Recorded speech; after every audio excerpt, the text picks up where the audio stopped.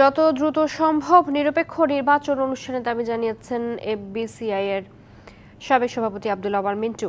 সকালে রাজধানীর সোনারগাঁও হোটেলে আয়োজিত এক অনুষ্ঠানে তিনি এ দাবি জানান।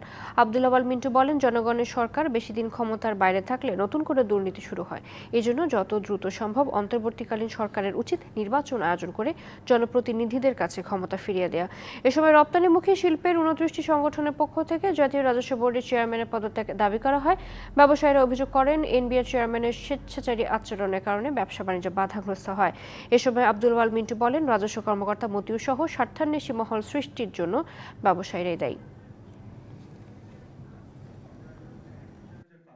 যত তাড়াতাড়ি সম্ভব ওনারা আমাদেরকে একটা জনপ্রতিনিধিত্বশীল সরকার গঠন করার জন্য যেই অধিকারগুলো আমাদের লাগবে, আমাদের সাংবিধানিক অধিকার, আমাদের মৌলিক অধিকার, আমাদের ভোটের অধিকার, সব অধিকারগুলোকে ওনারা ফেরত দেবে।